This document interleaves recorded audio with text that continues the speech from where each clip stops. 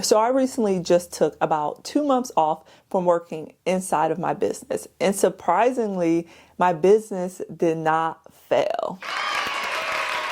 But honestly, during this time, I probably had the biggest mindset shift. So if you're a therapist, mental health professional, provider, and you're an entrepreneur or thinking about entrepreneurship, then you need to listen to this, because owning a business does not automatically create you freedom. The way you build it does.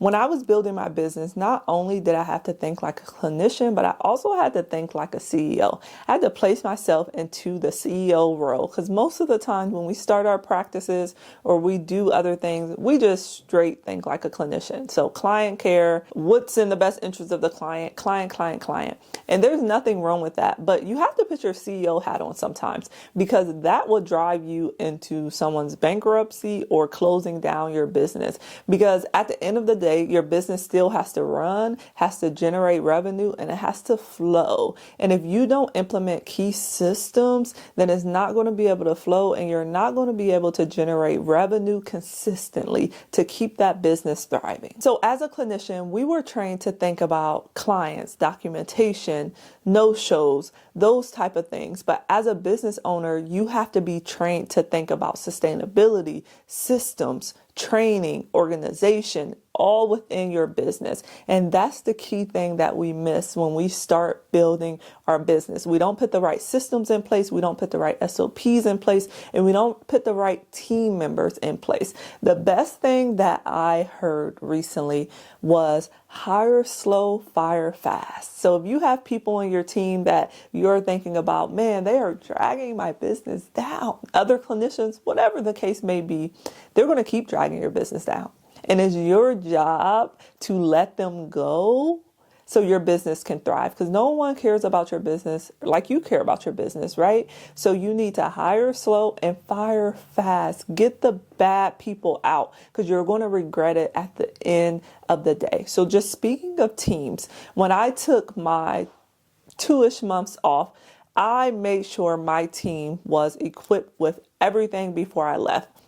I made sure SOPs were in place. I made sure they even did the SOPs for their job, so you guys can know how to do your job. And also, if they left, I could easily hand it over. So SOPs are very important, because I've had turnover within my business. And like I always tell you guys, I make a lot of tools, mental health tools. So I need those SOPs in place so I can pass it swiftly on to the next person. So I made sure my SOPs were in place. I made sure I gave them everything that they needed before I stepped out. So the things that I may have given on a weekly basis, I bulk created it for them. Hey, this is what you need for the next 2 months, because I'll be out, because I got married. Yay! If you guys didn't know. So I got married, so I had the honeymoon. So I was like, I'm taking some time off. I'm not seeing clients. I'm going to step away from my business as much as I can, and I'm going to refocus. I don't know how the business is going to do. Well, actually I did, because I knew I had the things in place, but I was like, I don't know if I'm going to miss revenue, but we're going to do it, and we're going to see how it works out. And it worked out. It survived. It thrived, actually. And I'm glad that I was able to build my business up to a place where I could step away. So I gave my team the key things that they needed. Also, what to do if I wasn't around, how to handle a fire if I wasn't around. And they did it pretty efficiently. If they didn't, I would have fired fast and hired someone else slow.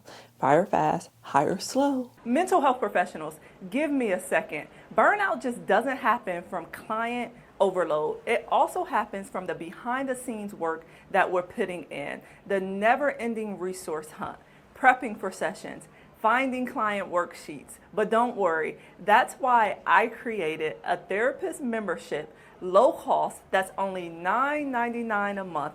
It gives you access to 40 plus mental health workbooks. That's over 2,000 mental health worksheets. It's like having a library in your back pocket. If you're ready to take back your time and stop having to figure out client homework, group session work, what to do in your one-to-one sessions, come join us over in the community. Link is in the description. So when I say SOPs, I'm not sure if you guys are familiar with SOPs, but standard operating procedures. So what is the procedure for a certain task? What is the procedure for rescheduling clients? What is the procedure for putting clients on my calendar? What is the procedure for posting within my community? What is so you get it. Like what is it? It needs to be documented. It either needs to be written, typed out, documented, and placed into a file, or it needs to be recorded as they're going through it and they're doing that activity and placed into a file.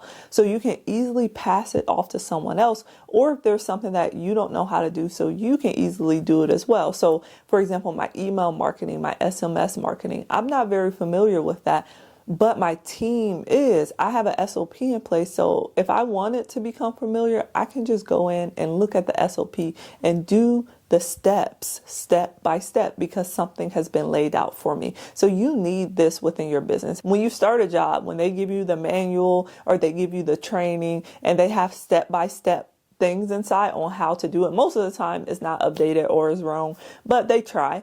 They have step-by-step procedures in place, or if it's something regarding like reporting, etc., those are set in stone for the organization. They have step-by-step instructions. So those are SOPs. And in order to run a real business, you need those things in place. So I also made sure I had my automations. I had my communication crystal clear. So my automations, such as when someone signs up for my memberships or when someone signs up for my workbooks, it's an automated process. Nobody has to do any manual work. Everything gets sent out on an automation. I made sure those were fixed and those were top tier, and I tested them out. So I didn't get a million emails from clients saying, oh, I can't get in, I can't do this. And if they couldn't get in, guess who knew how to give them access? Not only me, but my virtual assistant knew how to give them access because we created a SOP in order for her to do that. So I made sure my automations were in place when people scheduled appointments, when people could schedule appointments for when I'm back in office, my out of office messages, everything comes down to being a structured piece of your business. But just talking about building a team, if you decide to step away from your business, I want you to understand that you can't do everything yourself. That's why you need these structured things in place so you can build up your team and they can run efficiently without you. You need to build a solid and loyal team. Stop thinking that you can do a million things on your own. You can't. It's so important to have someone with you or have multiple people with you that are strong in certain areas that you are weak in. It's important that you're able to let go of control and allow other people to show you that they can do a good job. Now, if they can't do a good job, again, fire fast, hire slow. But it's time to start building a team within your business. You can't do it alone. And if you want to grow, we grow together. We expand together, not just with you. You won't be able to grow or go far if it's only you. Trust me. The last thing that I had in place, and thank God, because my business didn't fall to the ground.